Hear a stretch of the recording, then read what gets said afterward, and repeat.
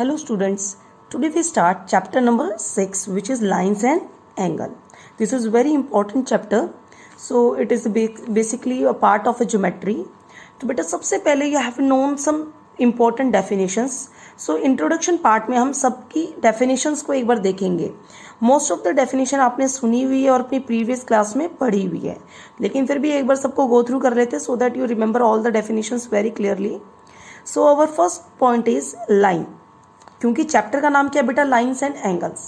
That means इसमें line की बातें होंगी और एंगल्स की बातें होंगी. तो चैप्टर के नाम से आपको पता चल गया है. सबसे पहले देखते हैं व्हाट इज अ लाइन. तो बेटा लाइन क्या होता है. Line is breathless and only have length. क्या होती है, सिर्फ इसमें लेंथ होती है. ठीक है ना. तो लाइन में आपके पास क्या होती है बेटा, सिर्फ और सिर्फ एक लेंथ. फॉर एग्जाम्पल ये ए से बी तक, this is your line.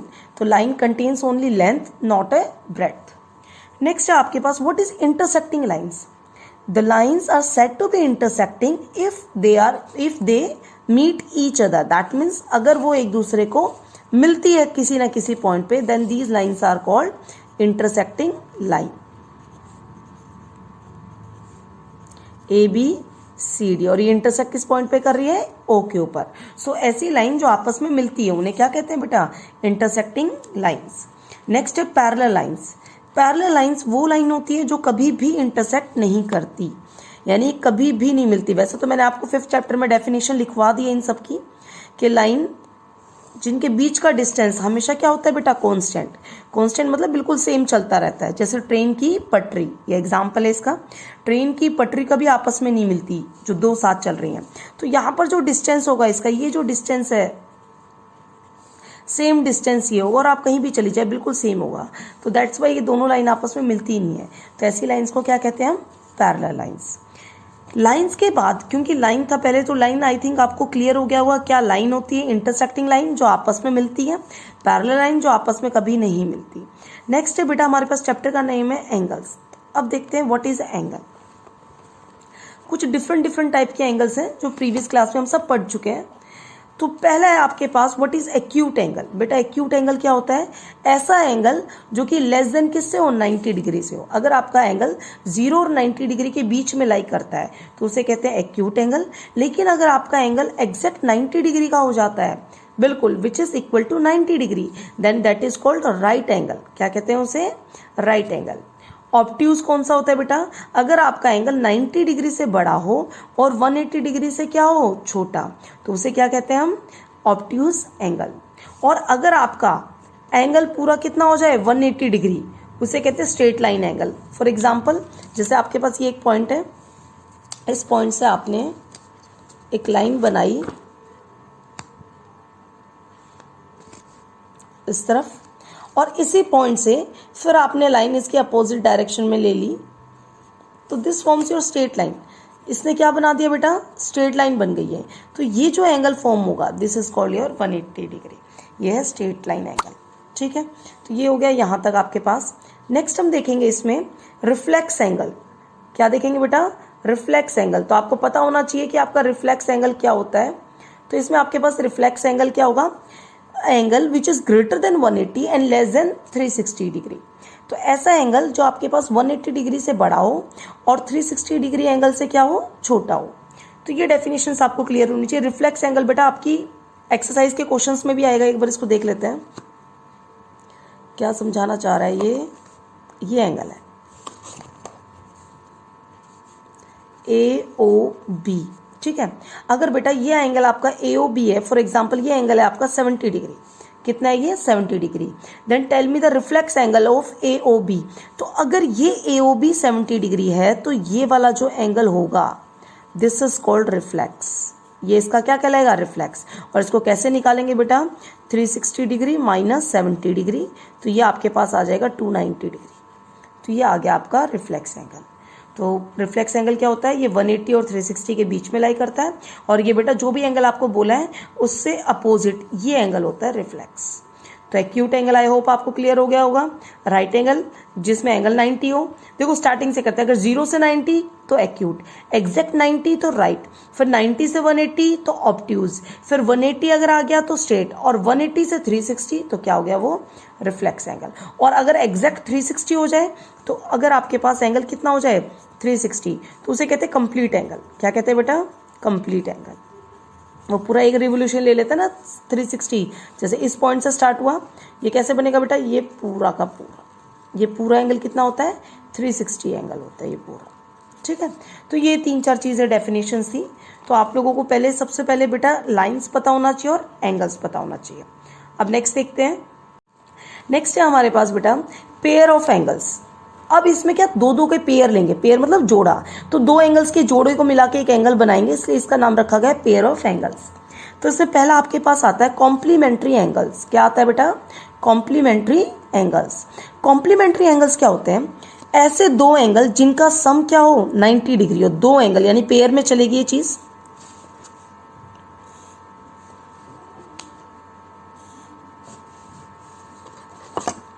O A B ये बना दिया हमने, इसको ले लिया मैंने सी। ठीक है, ये आपके पास आ गया। तो यहाँ देखो बेटा एंगल फॉर एग्जांपल ये एक्स और ये एंगल क्या आपके पास वाई है। तो यहाँ पर ये पूरा एंगल कितना है 90। तो अगर आप एक्स और वाई दोनों एंगल्स को ऐड करेंगे तो you will get the 90 degree. So these are the complementary angles, क्योंकि इनका सम क्या आ गया बेटा 90 डिग्री। तो ये कॉम्प्लीमेंट्री एंगल्स हो गए। नेक्स्ट है आपके पास सप्लीमेंट्री एंगल्स। सप्लीमेंट्री एंगल्स क्या होते हैं बेटा? जिनका सम क्या हो 180 हो।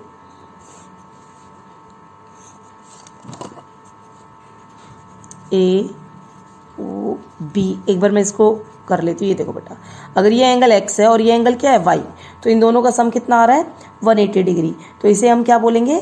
Supplementary angles. इनका बहुत यूज होता है बेटा। इसमें ऐसा भी हो सकता है कि वन एंगल भी 40 degree, find the other one where it is a complementary angle. अगर ये कॉम्प्लीमेंट्री है, एक 40 है तो दूसरा क्या हो जाएगा बेटा 50। सेम ऐसे ही सप्लीमेंट्री एंगल्स में इंफॉर्मेशन मिल जाती है हमें कि ये आपके पास 70 डिग्री है, तो ये बताओ ये कितना होगा। अगर ये 70 डिग्री है तो बेटा ये क्या हो जाएगा 110 डिग्री, क्योंकि इन दोनों का सम कितना होता है 180 डिग्री। तो इस तरीके से हम इसका यूज करेंगे। पहले आपको लर्न होना चाहिए, फिर हम यूज कर लेंगे। तो कॉम्प्लीमेंट्री एंगल अगर सम 90 डिग्री है, सप्लीमेंट्री एंगल अगर सम क्या है 180 डिग्री है। नेक्स्ट हम देखेंगे बेटा इसमें एडजेसेंट एंगल्स। क्या देखेंगे बेटा? Adjacent angles. एडजेसेंट एंगल्स वो एंगल होते हैं जिनकी लाइन क्या होती है कॉमन होती है। फॉर एग्जाम्पल इसको ड्रॉ करते हैं, देखो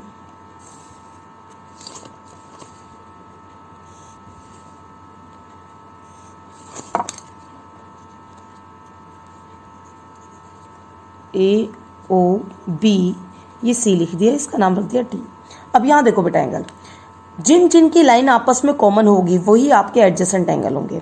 तो इसका नाम अगर मैं रखूँ एंगल 1, 2 और 3, ये 3 नाम रख दिए बेटा मैंने। अभी देखो एंगल 3 और 2 को अगर आप ध्यान से देखें तो इसमें ओडी जो रे है ये लाइन इसकी कॉमन है, तो ये दोनों एंगल 2 और एंगल 3 कैसे एंगल्स हो गए? एडजेसेंट एंगल्स हो गए। सेम ऐसे ही अगर 1 और 2 एंगल को देखें हम, तो 1 और 2 एंगल में बेटा ओसी है, ये आपके पास जो लाइन है इसके बीच की ये कॉमन है, क्योंकि इस एंगल का नाम क्या होगा डीओसी और इसका नाम क्या होगा बीओसी। तो ओसी है, ये दोनों में कॉमन है, इसलिए एंगल 1 और 2 आपके क्या कहलाएंगे? एडजेसेंट। एडजेसेंट मतलब बिल्कुल साथ साथ, जो उसका पड़ोसी होता है, तो वो चीज़ आपको यहाँ देखना है। अच्छा, अब अगर आप एंगल 1 और 3 की बात करें तो इसमें कुछ भी कॉमन नहीं है बेटा। ये एंगल अपना यहाँ बना रहा है, ये एंगल अपना यहाँ बना रहा है, तो इसमें कोई भी लाइन कुछ भी कॉमन नहीं है। पॉइंट कॉमन होने से कुछ नहीं होगा, लाइन मस्ट बी देयर। तो एक लाइन क्या होनी चाहिए? कॉमन होनी चाहिए। दोनों लाइन कभी भी कॉमन हो नहीं सकती, क्योंकि अगर दोनों लाइन कॉमन होगी तो वो तो सेम ही एंगल हो जाएगा, इसलिए एक ही लाइन कॉमन होगी। और अगर एक लाइन कॉमन होती है तो वो एंगल क्या कहलाता है? Adjacent angle. तो यहाँ पर एंगल 2 एंड एंगल 3 ये कैसे हैं? एडजेसेंट एंगल है। और एंगल 1 और एंगल 2 भी कैसे हैं? एडजेसेंट एंगल्स हैं। एंगल 1 और 3 आपके एडजेसेंट नहीं है, क्योंकि इनमें कोई भी कॉमन लाइन नहीं है। नेक्स्ट देखते हैं linear pair of angles. Next क्या है बेटा? Linear pair of angles. अब इसको समझो। लीनियर पेयर ऑफ एंगल का मतलब एक स्ट्रेट लाइन पर बनने वाले जितने भी एंगल्स होते हैं उन सब का सम हमेशा 180 डिग्री होता है। ये मतलब है बेटा लीनियर पेयर ऑफ एंगल कि एक ही लाइन पर जितने भी आप पेयर बनाएंगे एंगल्स के, कितने भी बना लें, उन सब का सम हमेशा क्या होगा 180। तो यहाँ पर हमारे पास एक्स वाई जेड तीनों का सम क्या होना चाहिए बेटा 180 डिग्री। सेम एग्जाम में ऐसे क्वेश्चन आ जाते हैं कि भाई आपके पास एक्स पता है जेड पता है और एक ही लाइन पर बन रहे हैं angle, then find the Y. तो एक्स और जेड के सम करके उसको 180 में से क्या कर देंगे हम minus, then you will get the value of angle Y. Next है हमारे पास वर्टिकली अपोजिट एंगल्स।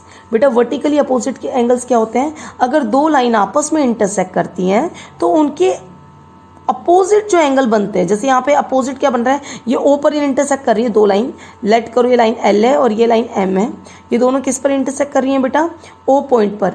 तो अपोजिट क्या है, बिल्कुल अपोजिट में ये है एक्स और वाई, और एक अपोजिट में ए और बी। तो वर्टिकली अपोजिट ये कहलाते हैं, ये दोनों क्या होते हैं बेटा इक्वल। तो X is equal to Y होगा और ए इज इक्वल टू क्या होगा B. This is your vertically opposite angle. अब इसको हम प्रूफ करेंगे, थ्योरम हमारी 6.1 यही थ्योरम है बेटा। आगे चल के जब देखेंगे तो उसमें हम आपको प्रूफ करके बताएंगे कि कैसे ये दोनों एंगल जो वर्टिकली अपोजिट ये हैं ये इक्वल होते हैं। अभी आप सिर्फ इस स्टेटमेंट को अच्छे से लर्न कर लीजिए।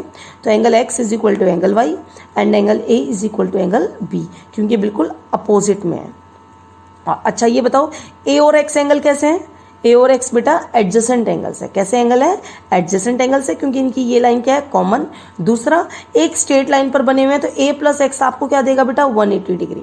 ये आपके लीनियर पेयर ऑफ एंगल भी लगा सकते हैं आप, स्ट्रेट लाइन के ऊपर है एल के ऊपर। तो ए प्लस एक्स भी 180 है, यहाँ से वाई प्लस बी भी 180 है। अगर आप एम लाइन को देखेंगे तो बी प्लस एक्स भी 180 है, और इस तरफ से ए प्लस वाई भी 180। तो बहुत सी कंडीशंस आपने जो पढ़ी आप इसके ऊपर अप्लाई करके इसको क्रॉस चेक कर सकते हैं। तो बेटा यहाँ तक की डेफिनेशंस आपको सबसे पहले रिवाइज करनी है अच्छे से। अब हम देखते हैं नेक्स्ट टॉपिक। नेक्स्ट टॉपिक भी बेटा बहुत इंपॉर्टेंट है। इसमें मैंने डायग्राम बना दिया है। There are two lines L M and N. देखो एम और एन कैसी लाइन है बेटा, पैरेलल लाइन्स है। दैट मीन्स इन दोनों के बीच का डिस्टेंस हमेशा क्या रहेगा सेम, और ये दोनों लाइन कभी भी नहीं मिलेगी। अगर दो लाइंस को कोई तीसरी लाइन कट करती है तो उसे कहते हैं ट्रांसवर्सल लाइन। क्या कहते हैं बेटा, transversal line. So here L is your transversal line. ये कैसी लाइन हो गई, ट्रांसवर्सल लाइन। अब जब ये ट्रांसवर्सल लाइन हुई, दो लाइन आपस में कट की, तो बेटा देखो कितने सारे एंगल बन रहे हैं, 1 2 3 4 5 6 7 8। अब इन सब एंगल की हम लोग स्टडी करेंगे कौन सा एंगल क्या है। तो सबसे पहले बात आती है कॉरस्पॉन्डिंग एंगल्स। तो देखो बेटा एक लाइन जो भी ट्रांसवर्सल लाइन है आपकी पैरेलल लाइंस को अगर कट कर रही है तो दोनों के एक तरफा जो एंगल बनता है, देखो लाइन के ऊपर क्या है 1 और यहाँ लाइन के ऊपर कौन सा एंगल बना 5 एक तरफ में, that is called your corresponding angles. क्या होते हैं कॉरस्पॉन्डिंग एंगल्स। और अगर लाइन पैरेलल हो जाए तो ये कॉरस्पॉन्डिंग एंगल आपके इक्वल हो जाते हैं। क्या हो जाते हैं ये इक्वल। तो एंगल 1 किसके इक्वल हो गया 5 के। अच्छा यहाँ से हम देखें तो एंगल 2 किसके इक्वल हो गया बेटा 6 के। ऐसे देखो ये लाइन के नीचे वाला नीचे वाले के बराबर होगा। 3 किसके इक्वल हो जाएगा 7 के। सॉरी ये 3 किस, अच्छा ये गलत जगह लिख दिया। एंगल 3 किसके इक्वल हो जाएगा 7 के, ठीक है। और यहाँ से एंगल 4 किसके इक्वल हो जाएगा 8 के। ये चीज हमारे पास हो गई। This is called your corresponding angles. तो कॉरस्पॉन्डिंग एंगल क्या होता है बेटा, लाइन के एक तरफ एक ही साइड के बने हुए, या तो अपर डायरेक्शन ले एक तरफ में, या तो दोनों अपर हो या फिर दोनों डाउनवर्ड्स हो। तो ये हमारे दोनों 1 और 5 ऊपर वाले हो गए और 3 और 7 नीचे वाले हो गए। ये कहलाते हैं कॉरस्पॉन्डिंग एंगल्स। लेकिन अगर लाइन पैरेलल है तो ये इक्वल है, अदरवाइज ये इक्वल नहीं होते। लेकिन कॉरस्पॉन्डिंग एंगल्स की पैरेलल और नॉन पैरेलल दोनों केस में कहलाएंगे। नेक्स्ट है बेटा आपके पास ऑल्टरनेट इंटीरियर एंगल्स। इस कंडीशंस में ध्यान रखना, जो मैं इक्वल लिख रही हूँ बेटा ये बिकॉज ऑफ पैरेलल लाइंस के हो रहा है, ठीक है।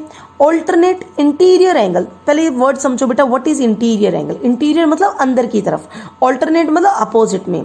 तो पहले तो वो एंगल देखो जो अंदर की तरफ है। इस लाइन के ये वाले सारे अंदर की तरफ है, तो यानी कि 3 और 4 अंदर है, और लाइन के अंदर कौन आ रहा है बेटा 5 और 6, ठीक है। तो ये 3 और 4 5 और 6 ये चारों एंगल अंदर के हैं। ये तो हो गया इंटीरियर। अब ऑल्टरनेट मतलब अपोजिट में कौन कौन से एंगल है, 3 किसके अपोजिट में आ रहा है 6 के, 4 किसके अपोजिट में आ रहा है 5 के। तो इसका मतलब एंगल 3 किसके बराबर होगा 6 के, और एंगल 4 किसके इक्वल होगा 5 के। And these are called alternate interior angle. तो आपको इसको समझ के करना है बेटा, इंटीरियर अंदर की तरफ और ऑल्टरनेट अपोजिट में। तो यहाँ से 4 और 5 है, अंदर भी है और अपोजिट भी है, 3 और 6 है। नेक्स्ट है आपके पास ऑल्टरनेट एक्सटीरियर एंगल, तो ये तो आई थिंक बताने की जरूरत नहीं है अब आपको। एक्सटीरियर मतलब बाहर की तरफ, ऑल्टरनेट मतलब अपोजिट। तो देखो बेटा बाहर कौन कौन से एंगल है, एंगल 1 और 2 है, और एंगल 7 और 8 है। अब इसमें अपोजिट कौन कौन से एंगल हो गए आपके पास, ये देखो 1 किसके अपोजिट आ रहा है, 8 के, और 2 किसके अपोजिट आ रहा है, 7 के। तो यहां से एंगल 2 किसके बराबर हो जाएगा, 7।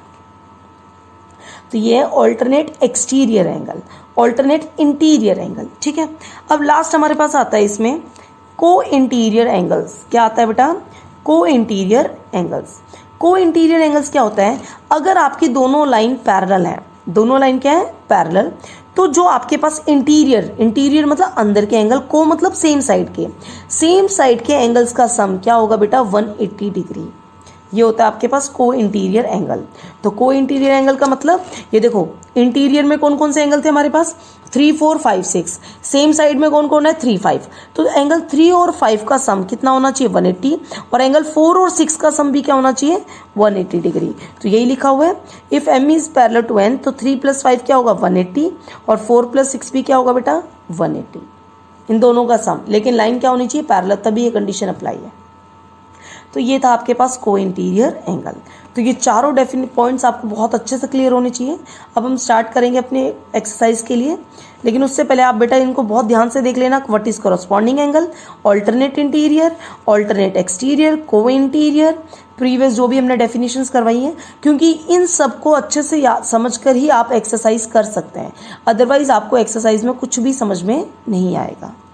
तो ये आपका इंट्रोडक्शन पार्ट था इस चैप्टर का, लाइन्स एंड एंगल का।